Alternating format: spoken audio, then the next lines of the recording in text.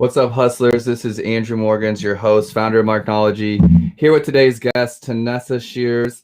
I'm really excited to kind of learn about what you do and really dig into that. I know we were talking a little bit before the show, but I've saved a lot for the show. We're going to get into it. Before we get started, shout out to our sponsor for today's episode, Fullscale.io, helping you build software teams quickly and affordably. Tanessa, welcome to the show. Hey, thanks for having me. I'm excited to be here.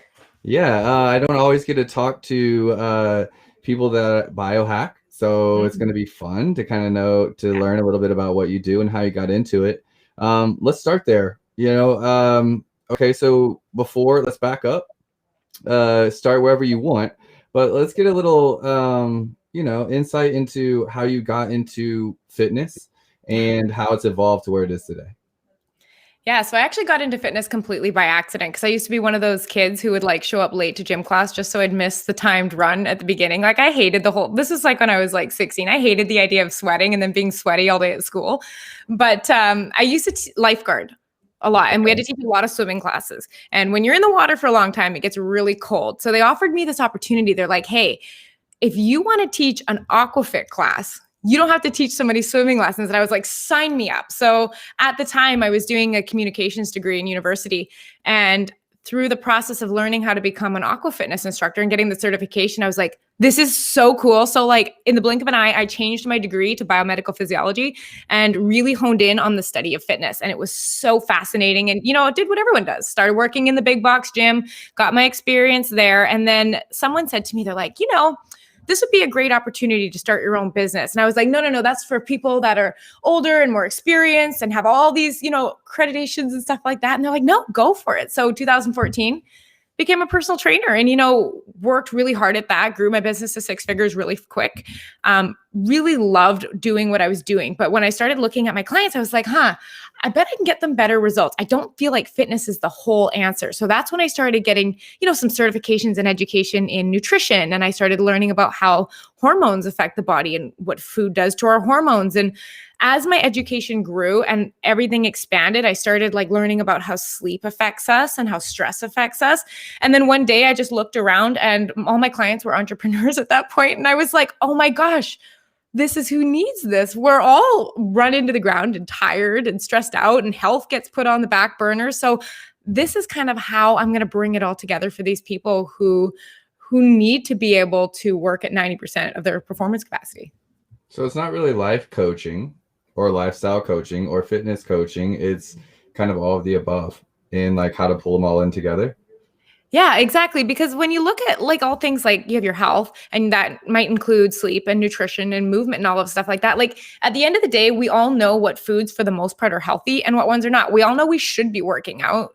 But the question is, we're asking ourselves, why aren't we? So there is that total element of life coaching that comes in there when I need to go in and find out, why are you making decisions the way you're making them? Because they're creating your current results. So what we need to do is fundamentally break down how you make decisions about these things. Because like I said, broccoli's healthy. We know cookies aren't the best. It's not what the choice is, it's why you're making the choice. So fundamentally having to restructure the process of our decision making so that we can, create some standard operating procedures for our health going forward so that we don't fall back into that slump. No, I get it. And it's if I beat myself up all the time, and it's usually around not eating enough or, chimping out and getting a quick meal. Yeah. So it's either I justify that because my worst thing is to not eat at all, as someone that's just busy and it's excuses. But it's usually when another area of my life picks up, then, it's that other area that starts slacking. When I first became an entrepreneur, I was in the gym twice a day. I was getting sleep, because I was really just doing enough work to pay my bills. And that felt enough, that was it. And so I was crushing on all sides. Well, as the business grows, and you start valuing your time, which, I used to be a bartender, so $3.67 an hour plus tips, to start valuing your time, let's just say at $150 an hour. Yeah. You faking it till you make it. And somewhere in there it clicks. And you're thinking about your time and how limited it is. And you're like, I can't spend an hour and a half cooking and 2 or 3 hours in the gym, even if that's a sauna, hot tub, cold plunge, all part of it, And so it was like, okay, am I spending $450 a day, $600 a day on fitness and eating? That's if I cook one meal. And so I remember it really hit me. And I was like, I'm taking too long in the gym. It was just like, there's no way, when I really put a value to that as an entrepreneur, which you're trying to learn that skill, right? You're learning the value of your time as an early entrepreneur, and you learn different things, and it tied into fitness with me. And it was like, okay, I'm pulling these things out, these guilty pleasures, I guess, which was that extra time. So I can definitely relate. I just wanted to share that story. It's like, I can definitely relate to that. And throughout different times of my career, it's been better or worse. Yeah. And it's almost like we go through those ebbs and flows, right? And we all kind of end up feeling just a little bit getting those energy dips in the day, and we're not waking up quite as excited anymore. And because we've deprioritized our health, because of, even if we think, we could be spending our time better, right? But then also taking for granted the fact that cutting into our sleep and missing out on healthy meals actually takes away from the productivity the next day, right? So what should normally take us 2 to 3 hours is now taking us a full 8-hour day, and we're losing our time there now when we think we just got it back because we stopped working out, right? I think the hardest part is tracking it. If we could measure that, I'm a data scientist, I guess, in my job, in regards to just reading the data, making business decisions. And it's like, if I could legitimately tie in lack of sleep or lack of nutrition to a dollar amount, it would be so easy to make the right decisions, I feel like. But we look at a piece of paper and we're like, look, I sacrificed sleep and I got this checklist done. And I can visually see this checklist being done, and look at all that I accomplished, and all I gave up was sleep. And not really knowing how all that affects you. But I think if we could really, really visualize that and understand that, we wouldn't make the same decisions. Yeah. Well, one of the things that I love to do, because I love data as well, and especially looking at sleep metrics.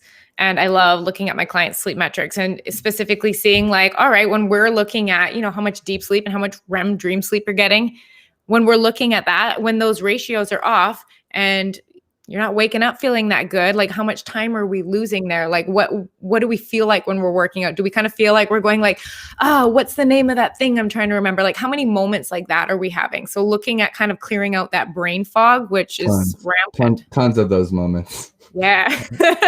That's usually a good sign of an underslept brain sometimes. Clear that cache. I'm like, oh my gosh, that's happening way too much. Yeah. I'm either trying to use too fancy of words, or I guess I'm missing sleep. I'm not sure. Yeah, well, because sleep too just isn't about we got 8 hours sleep. It's about what goes on in our sleep that allows our brain to optimize, right, and work properly during the day. No, totally. It makes so much sense. I want to get into that. I really relate kind of to your holistic approach. There's a lot of people. So I went space, and we help brands on Amazon. And one thing that's really important to me is helping these brands understand that there's not just one thing that we're working on, and that it really is photography and content writing and refund rate and response rate and price and in stock rate and all these little things that we're paying attention to that ultimately help them grow. It's not just let's run a really good advertising program, right? It's like advertising doesn't even matter. The gym doesn't even matter if you're not eating well and getting good sleep. It's a waste of time. Oh, totally. It's that well-rounded approach. Right. So, okay. So I think it'd be kind of fun to dig into some of my routines or habits or whatever. Yeah. And so what's it look like, you take on a new client. I assume there's a lot of questions, an onboarding kind of procedure where you're understanding what I eat on a normal basis, how much sleep you get, what are your hobbies, how much are you getting, those kinds of things. And then what happens next? Yeah. So the big thing that I like to determine is where is the gap created between what's going on now and where we need to be. And a lot of that comes down to we're trying to identify where all the sources of inflammation are that are creating that brain fog and that just lack of clarity and, that forgetfulness and everything like that. So brain fog specifically, it's more so like a collection of symptoms than a specific diagnosis. And it's just when we're kind of feeling tired midday, we're not feeling very good. So what we do is we go into each of these areas, we look at our foundation, which is basically movement, sleep, nutrition. And we say, okay, where are we creating inflammation there? Whether it's through the food choices we make, the timing of the food we eat, whether it's the timing of our sleep. There's so many components that go into that. And then once we master that, we look at things like mindset and chronic stress as also areas that are keeping our cortisol pumping all the time. And then finally, we go into workflow and like, are we able to get 5 to 8 hours of sustained, concentrated work done during a day, or does it feel interrupted and all over the place? So we really identify those gaps, because then we know right where to zero in on, because as entrepreneurs, our time is limited. We don't have time to go and try 100 different things. Like, I want to see, we're going to implement this week. Next week, you're coming back to me. What worked? What didn't work? What are we doing differently? Because I don't want us wasting any time on anything that isn't giving us a higher energy return than what we had to put in to get it. I love it. Kind of like a, you're A/B testing constantly. Totally. And figuring out what works. I definitely have done that on my own in different areas. It started like, I wasn't an entrepreneur. I was going through a bad breakup, like had lost a lot of weight. And started going to the gym with a friend, and that changed my entire life. From just like, now that I was spending time in the gym, I wanted to eat properly, to like, not waste my time in the gym and get results. And then because of that, I started paying attention to my inputs. And, from there, it led to music and shows and friends and all types of stuff, as far as like, paying attention to what's coming in and what's going out. It was a lot easier when I didn't have a business and it wasn't, as busy. So I can see now, like, I miss having that time, I guess, to really like assess, where I was. Yeah. Well, that's kind of what I come in and do. I mean, we outsource so many things. We outsource maybe our meals, or we outsource our cleaning in our house, or we outsource our ads. Like, there are so many things we outsource. So I provide that for people in terms of like, that's my job. You get to outsource that to me. So you don't have to think about that, right? Because if we're not constantly analyzing what's working, what's not working, we're running in circles, right? 100%. Like Tim Ferriss, definitely one of my favorites for all those reasons. But he's just always trying. How do you know unless you've tried something, to know if it's for you or not? And then what does it look like if it actually works or doesn't work? Like, you know what I mean? So say you followed a meal plan, what does it look like if it works? Like, so many of us don't think that sticking to it means it's working, but that's not necessarily true, right? Yes, exactly. Okay, so like, let me see if I can word this. Let's talk about some of the behaviors, or like what makes a bad client for you. Like, what are they not listening to? What, if you're going to be successful, like, I know what makes a bad client for me to engage with, like on Amazon. For you, you start working with a new client and it doesn't work out with her. Like, let's just make that story up. Like, what went wrong? It's usually because they're not open to feeling discomfort. Hands down, that's what it is. Because sometimes I will ask my clients, like, okay, 30 days, I want you to cut out sugar and flour, not just because it's sugar and flour, and that'll come back in down the road, but I want to see what comes up in terms of all the drama that we create for ourselves when we are met with something that challenges us. So a lot of the times I say, like, it's going to be dramatic. Your brain's going to want to freak out. It's going to want to tell you all the things that are wrong, why you shouldn't be doing this, where you need to focus elsewhere, why this isn't working. Woe is me. Go into victim mode. That's what we like to do when we're faced with a challenge that feels a little bit above our capacity level. But I do that on purpose because I want to break that open, because if we're, like I said, if we're constantly making decisions that allow us to quit over and over and over again, we need to get in there and fix that. So if a client is struggling, it's usually because they just have that unwillingness to be uncomfortable. And essentially that's what it is to be an entrepreneur. It's failing willingly and fast, over and over again, and being able to sit in that when you do fail without feeling like it's not I'm a failure. It's like, no, I screwed up, or that didn't work, and that's all fine, because that just means I get to move on to the thing that might work quicker. The behavior, not the person. Right? Totally. I think one thing for me, and this could be, I wouldn't say it's a victim, maybe more of a justification. When I really try to clean up my diet, it's either like I haven't prepped well enough, ahead of time, or so then I get to the meal where I should be eating. I don't want to eat something unhealthy, so I don't eat, because I just don't want to eat. Like I've set a rule, like no bread or something like that. And Or it's, I'm running a team. I've got 14 people here, Marknology, running a team, got to be on my shit, so to speak, like when I'm giving business advice and in sales and like, cutting carbs, changing your diet in a big way like that can all of a sudden just like have me off my game for several days, right? It's like all you can think about is sugar. All you can think about is like caffeine. That's been one of the things that's just like, look, my justification is I can't afford to like bite the head off one of my employees or like, or like not close this deal because I like have this brain, I'm missing sugar. I've tried. I think I go a little bit too hard maybe when I make those leaps, and it just becomes like I can't think. So yeah, I can relate to that. I have no pressure, I guess, or being uncomfortable in some ways. It's more so which area at a time. Yeah. You know what it also might be? A lot of the times I do work with clients on the idea of building a relationship with ourselves, meaning when we say we're going to do something, we do it, because every human has excuses and things that come up that sound so valid and so real and so truthful. So sometimes I find it's very hard to see our own mind and how it's processing our decisions around that. So it's going in and being like, no, like this is just how you've always thought. Nothing has gone wrong.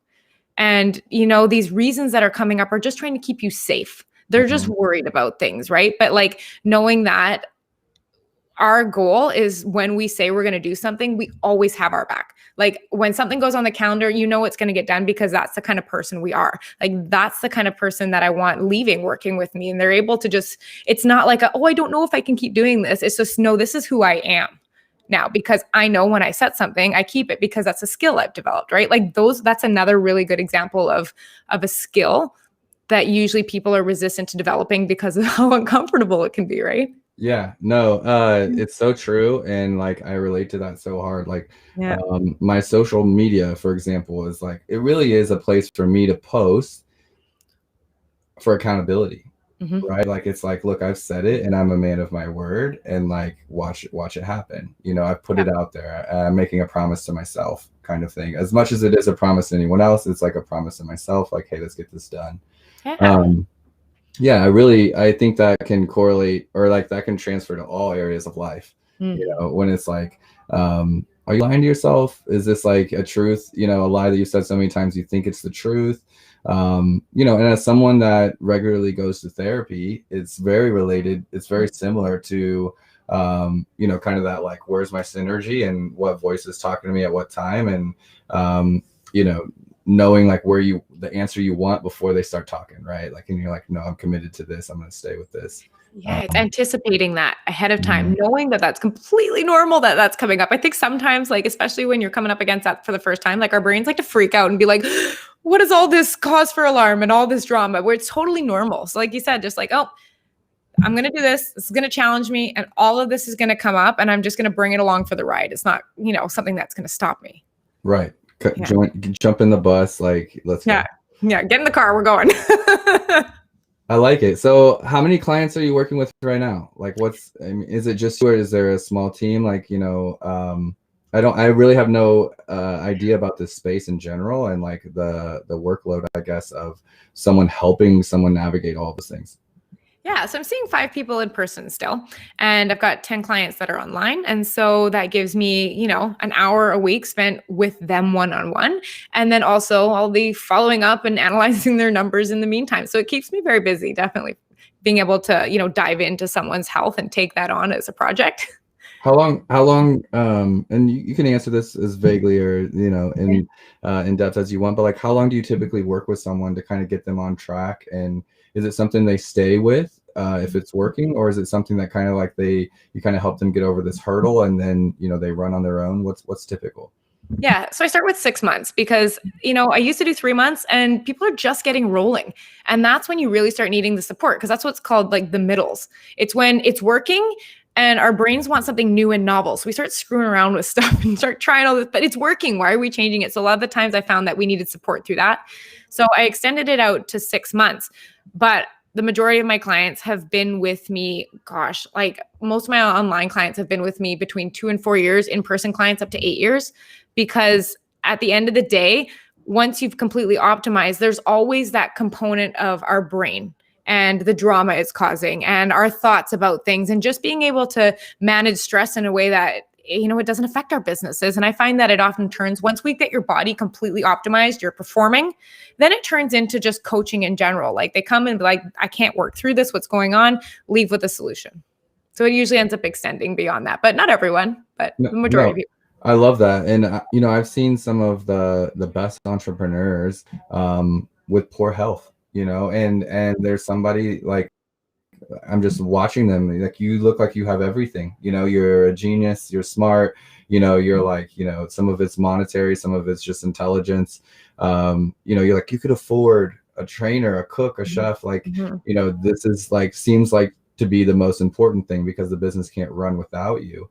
But that stress level that you're talking about is just, it's different for all different types of people. And I know that in my business, it ebbs and flows for sure, as far as the stress levels. And, 1 minute there's no issue at all with cooking an hour meal, or like, really cooking it. And the next minute it's like, I don't have time for a banana. Yep. That's how you feel, whether it's truthful or not. Right. It's like, you just start feeling rattled based on what's going on. So yeah, I really like, that your focus is on entrepreneurs. I think that's really amazing. And I haven't seen really kind of a spin on that. Yeah, I find it's just such an underserved community in terms of like and not just like the getting the best shape of your life, because I find that while that's important, it's not like the focus of an entrepreneur. They're like, no, I just want to really be able to focus, and I want to get a lot of crap done. And so at the end of the day, I can turn off and I can have my life. Like that's the whole reason we're in business, is so that we can have life, that we can have our time back, that we can have control over it. You know what I mean? So part of it is like, I want to be able to enjoy that time at the end of the day. Like for me, I have a 10-month-old baby.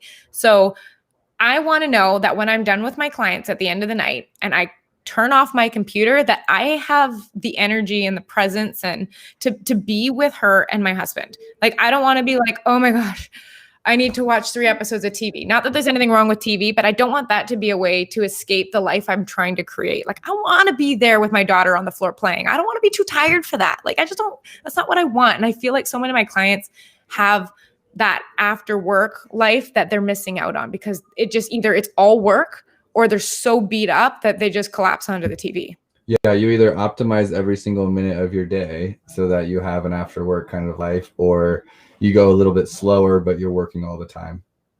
So it's a great spin on kind of optimizing that fitness side of it as well. Because I think that, like, at least me, I compare myself, like, in the gym in a healthy way, comparing, you're looking around and you're just like, man, I wonder how much time they spend. I wonder how much time they spend. I wonder how much time they spend.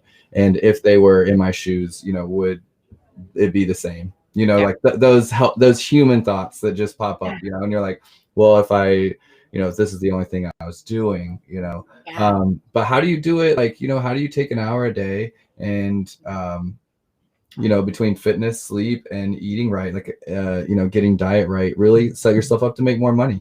This is a silly story, but when I first started becoming an entrepreneur, I was working 2 jobs. I was working a 9 to 5 and was building my client base on the side. And I stayed over at my sister's house, and I was Airbnb my place. So Airbnb my place, staying at my sister's, to make some extra money that weekend. You're trying to just get off the ground, And I slept on her bed, and I remember, like, I had the best sleep I'd had in a long time, and I was just like, I think something might be wrong with my bed. And I work out all the time, so I was just like, I'm just sore. My back just hurts. Like, you're just sore when you're working out a lot. And I was attributing it to that.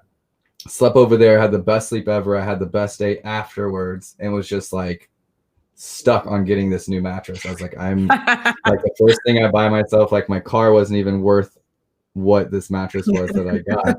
But I just was doing all this, like, biohacking thinking. I was just like, okay, so if I get this really good mattress, like, I'm going to sleep better. If I'm getting 6 hours of sleep instead of 8 or 9, like, at least it's like really good sleep. That's better than like 8 or 9 bad hours of sleep.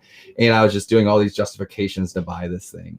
But I did buy the mattress, and I have been investing in my sleep right? That's how I felt about it. I was like, being more rested, I'm going to do a better job. I'm going to, make better decisions at work.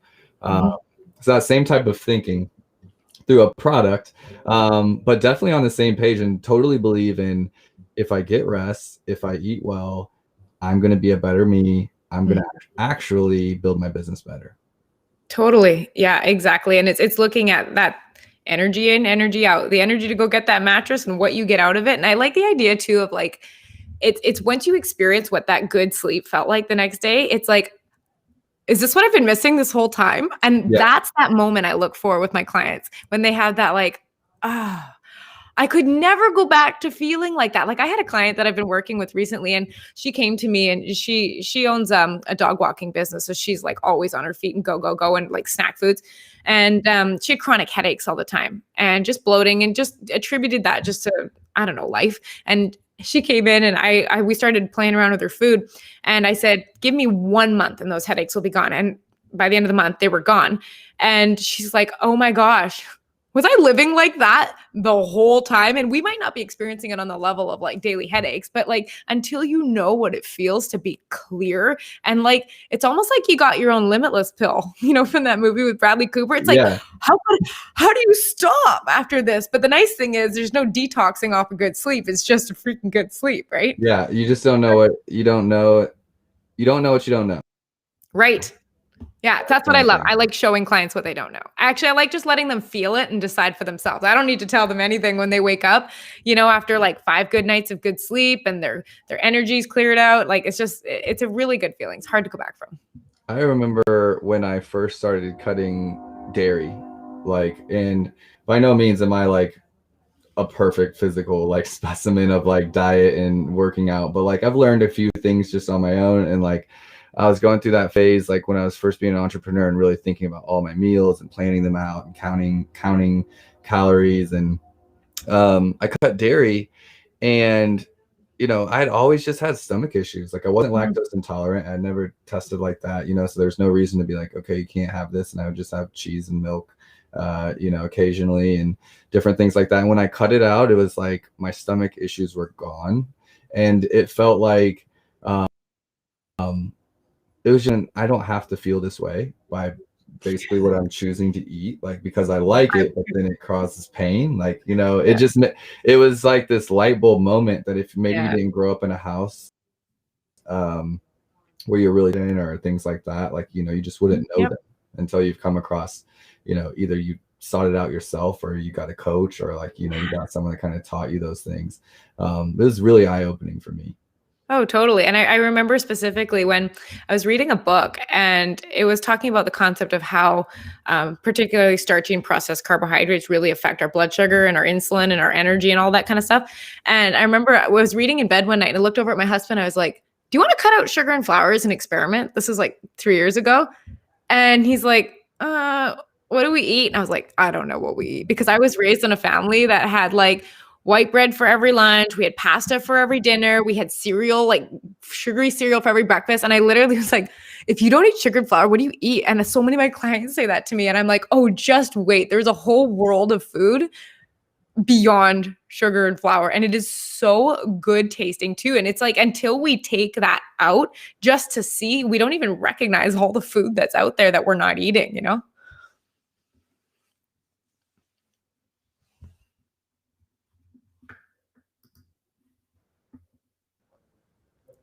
Oh, are we back? Yeah, sorry, I lost you just for a second. Okay. Yeah, I think so. I think you're just saying like, until we take that out, we don't really know. Like you don't know all the food that's out there. Like I discovered Buddha bowls shortly after I took out sugar and flour. Do you know what a Buddha bowl is? No. They're just bowls full of like delicious vegetables, and they're like unique combinations with really unique sauces. And then I learned about this whole thing, which is my favorite, called taco salad. It's basically a taco in a bowl, just without the shell, but it tastes the exact same. And it's so filling with the avocado. And for me, I'd still incorporate cheese, but like so filling, so tasty, just as good as if you were to put a.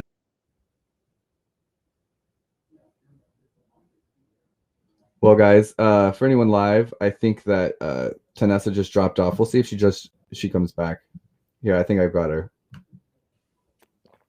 They cut you. I guess flour and sugar is jumping into our show, and they're not excited about you diets. But I think the American side of all our listeners know what taco bowls are. We love those around here,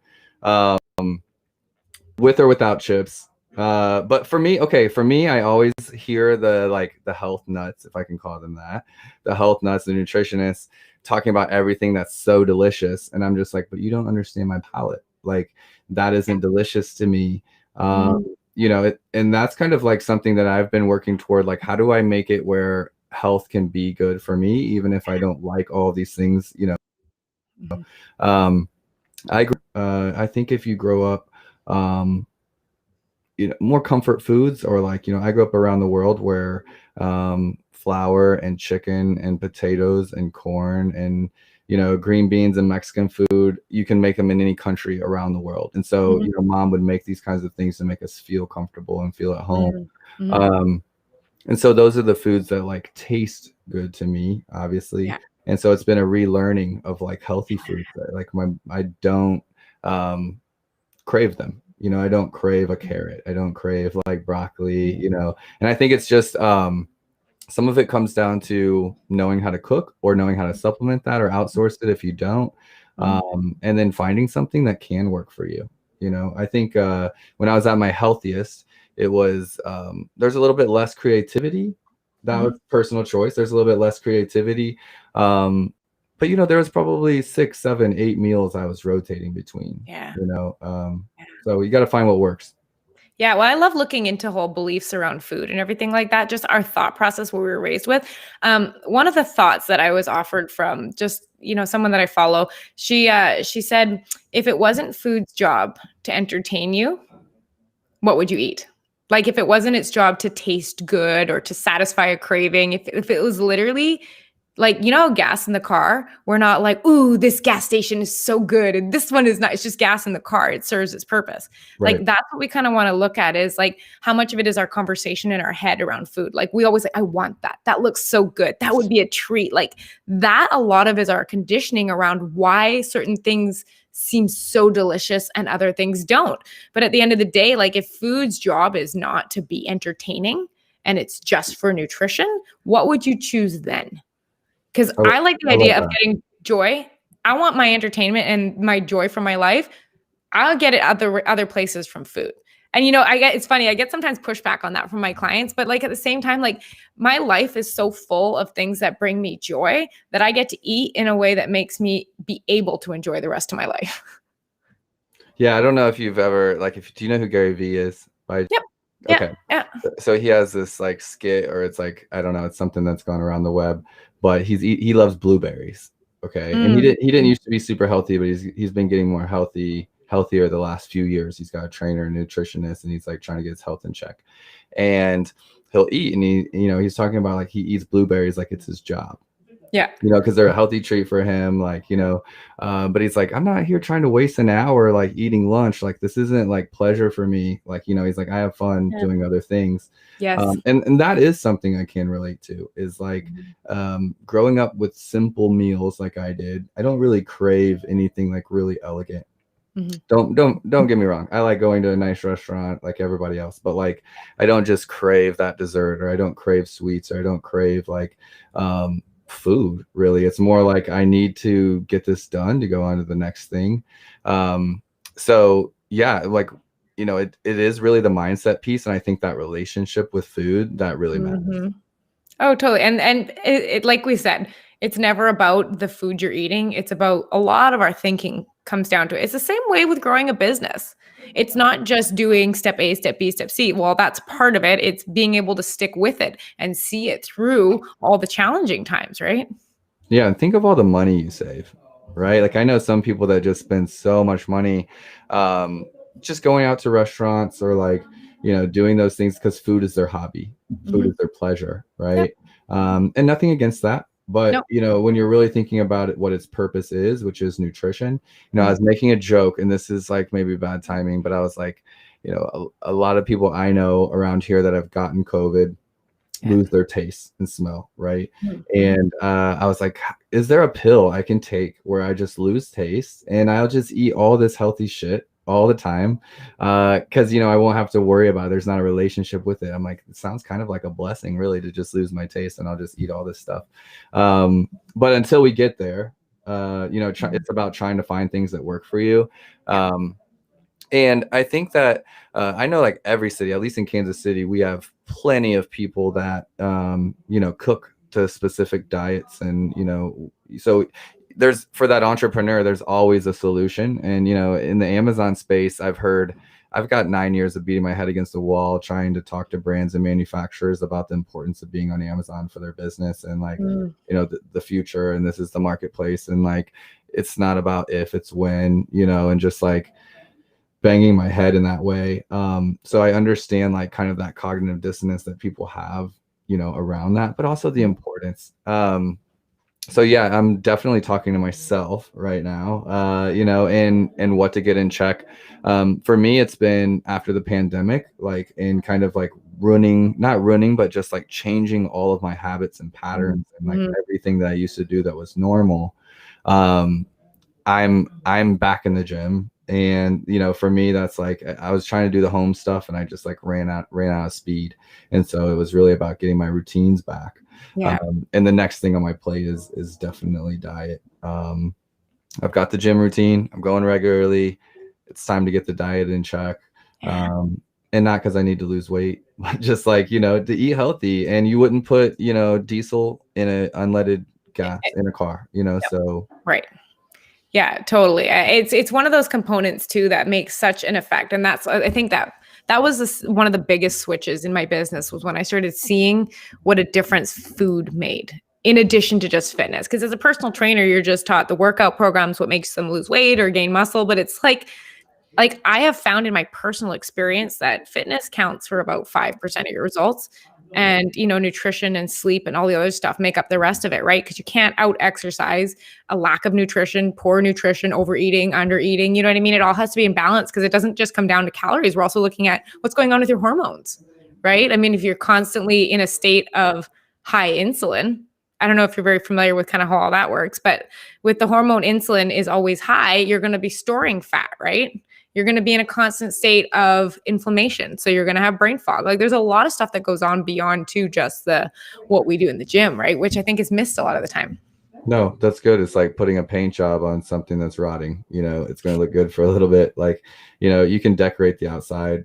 No, that's so good. And I know that, food is like, once you start studying it, it's like bottomless in regards to like, Those biohacking. Oh gosh. It's like, I feel like I jumped down like a never ending funnel, but it's so much fun though. Cause I'm just like, there's so many things to try. Like it's ridiculous how many things are available to us to feel better if we take them. Right. Yeah. And it's like, from the business side, like when you understand that at the core of it, there's a lot of marketing and a lot of money to be made. And there's a lot of business that's just around that, and you have to understand that, and understand what's being marketed to you, and like, what's being sold to you, and then choose what you want to spend your money on. Maybe it's the things not getting marketed, or things like that. But for me, like that's what's being pushed on you. So it's easy to make those decisions. But just be real in the same way you approach any other area of your life, especially if you're an entrepreneur. I know that entrepreneurs are evaluating constantly, and be like, what is one area I can fix? We're talking about going into the new year. Like what's one area I can improve on in 2021? And I think if you started with holistic health, everything else will fall into place. It truly do. Oh, totally. And that's why my foundation is that I feel like biohacking in general is just the next wave of entrepreneurial development, because it's all about like hacking your own biology and trying to implement a solution that has a return in a measurable way. We're all about discipline. We're all about seeing results. We're all about return on investment. And that's what biohacking is. It's literally the health version of growing a business. It's so neat how they tie together like that. Well, I know mindset has been at the forefront of like, my attention just understanding that like my business only grows as far as my personal growth has grown. Yeah. So like once you understand that, you're like, okay, so let's just grow personal self because my business is right behind that. Yeah. That's the truth, at least for me. And so it's been, okay, I don't even really need to focus on my business. I do, but like focusing on my business is focusing on me. Yeah. And, you know, they're just so related. They're so connected. Whether it's like, you know, stress levels or confidence levels or happiness levels or like, you know, they're all so tied in. And if you're happy personally, then the business is going great. You Mm-hmm. know, it's like, and if they're separate, then I'm not sure you're an entrepreneur. Like you're doing something else. You're a 9-to-5er if they're separate, you know? So, Yeah. yeah, it's been really good. I want to add a couple things before we wrap up. Like Yeah. one, I've got your website up on the screen for anyone that's in live, and I'll have it in the show notes. But for anyone listening, where can people find out more about, you know, your coaching, your program, and kind of what you do? Yeah. So just what I offer in terms of the one-on-one program, that's available on my website at tanessashears.com. But I've actually created, I call it like the entrepreneur playbook, and it's my like 12 top biohacks that will increase energy so that you can have highly productive mornings and stuff like that. So I love to send people there because those are the top 12 things that I do with my clients in terms of like, we're trying to get return on our energy. We want to feel really great. And it covers the best of the best. So, I mean, I have that available at tanessashears.com/energy. And it's just a PDF guide, which will give you where you can start. If you're like, I really want to feel better. I know something else is possible for me. This is the place to start. That's where you'll get get running, get off the ground with it.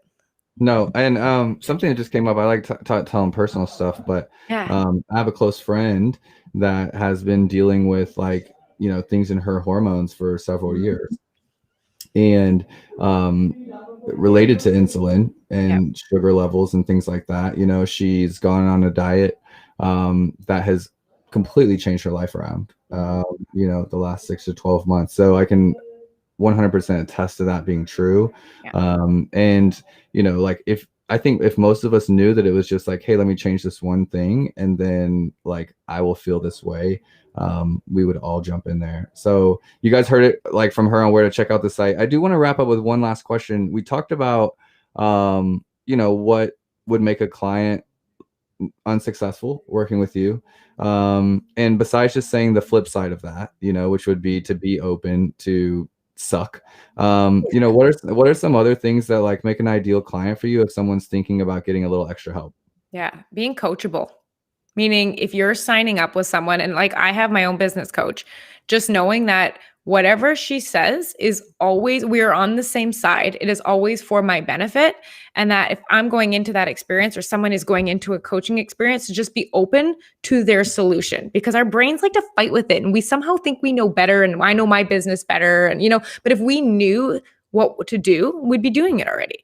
So I love the idea of being coachable, taking solutions and running with them instead of trying to find all the ways that you could make it better or that might work, if you altered it this way. Just do it the way it's laid out because that's what you signed up for. If you want the full experience, go all in on it and you leave the drama at the door.